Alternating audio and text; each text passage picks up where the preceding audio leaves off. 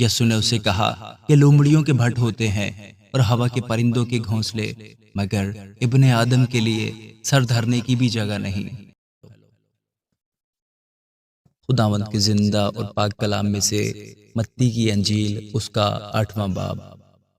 جب وہ اس پہاڑ سے اترا تو بہت سی بھیڑ اس کے پیچھے ہو لی، اور دیکھو ایک کوڑی نے پاس آ کر اسے سجدہ کیا اور کہا، اے خداوند، اگر تو چاہے تو مجھے پاک صاف کر سکتا ہے۔ اس نے ہاتھ بڑھا کر اسے چھوا اور کہا، میں چاہتا ہوں، تو پاک صاف ہو جا۔ وہ فوراً کوڑ سے پاک صاف ہو گیا۔ یسوع نے اس سے کہا، خبردار، کسی سے نہ کہنا، بلکہ جا کر اپنے تئیں کاہن کو دکھا، اور جو نظر موسیٰ نے مقرر کی ہے اسے گزران، تاکہ ان کے لیے گواہی ہو۔ اور جب وہ کفرنہوم میں داخل ہوا تو ایک صوبہ دار اس کے پاس آیا اور اس کی منت کر کے کہا، اے خداوند، میرا خادم فالج کا مارا گھر میں پڑا ہے اور نہایت تکلیف میں ہے۔ اس نے اس سے کہا، میں آ کر اس کو شفا دوں گا۔ صوبہ دار نے جواب میں کہا، اے خداوند، میں اس لائق نہیں کہ تو میری چھت کے نیچے آئے، بلکہ صرف زبان سے کہہ دے تو میرا خادم شفا پا جائے گا، کیونکہ میں بھی دوسرے کے اختیار میں ہوں اور سپاہی میرے ماتحت ہیں۔ اور جب ایک سے کہتا ہوں کہ جا تو وہ جاتا ہے، اور دوسرے سے کہ تو آ تو وہ آتا ہے، اور اپنے نوکر سے کہ یہ کر تو وہ کرتا ہے۔ یسوع نے یہ سن کر تعجب کیا اور پیچھے آنے والوں سے کہا، میں تم سے سچ کہتا ہوں کہ میں نے اسرائیل میں بھی ایسا ایمان نہیں پایا۔ اور میں تم سے کہتا ہوں کہ بہت تیرے پورب اور پچھم سے آ کر ابراہیم اور اسحاق اور یعقوب کے ساتھ آسمان کی بادشاہی کی ضیافت میں شریک ہوں گے، مگر بادشاہی کے بیٹے باہر اندھیرے میں ڈالے جائیں گے، وہاں رونا اور دانت پیسنا ہوگا۔ اور یسوع نے صوبہ دار سے کہا، جا، جیسا تو نے اعتقاد کیا تیرے لیے ویسا ہی ہو۔ اور اسی گھڑی خادم نے شفا پائی۔ اور یسوع نے پترس کے گھر میں آ کر اس کی ساس کو تپ میں پڑی دیکھا۔ اس نے اس کا ہاتھ چھوا اور تپ اس پر سے اتر گئی، اور وہ اٹھ کھڑی ہوئی اور اس کی خدمت کرنے لگی۔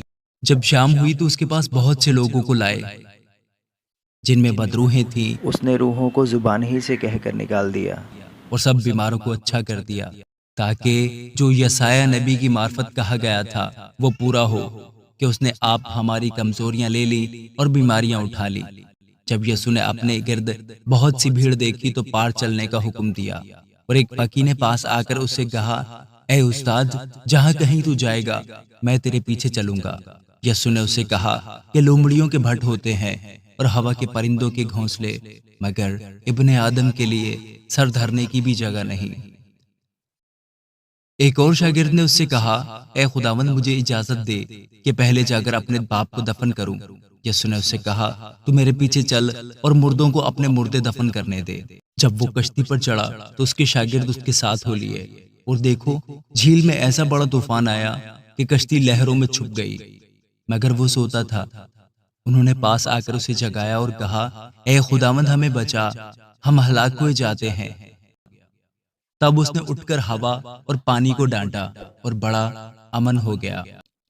اور لوگ تعجب کر کے کہنے لگے، یہ کس طرح کا آدمی ہے کہ ہوا اور پانی بھی اس کا حکم مانتے ہیں۔ جب وہ اس پار گدرینیوں کے ملک میں پہنچا تو دو آدمی جن میں بدروحیں تھیں قبروں سے نکل کر اس سے ملے۔ وہ ایسے تند مزاج تھے کہ کوئی اس راستہ سے گزر نہیں سکتا تھا۔ اور دیکھو انہوں نے چلا کر کہا، اے خدا کے بیٹے، ہمیں تجھ سے کیا کام؟ کیا تو اس لیے یہاں آیا ہے کہ وقت سے پہلے ہمیں عذاب میں ڈالے؟ ان سے کچھ دور بہت سے سوروں کا غول چل رہا تھا۔ بس بدروح نے اس کی منت کر کے کہا، اگر تو ہم کو نکالتا ہے تو ہمیں سوروں کے غول میں بھیج دے۔ اس نے ان سے کہا، جاؤ۔ وہ نکل کر سوروں کے اندر چلی گئیں، اور دیکھو سارا غول کراڑے پر سے جھپٹ کر جھیل میں جا پڑا اور پانی میں ڈوب مرا۔ اور چرانے والے بھاگے اور شہر میں جا کر سب ماجرا اور ان کا احوال جن میں بدروحیں تھیں بیان کیا۔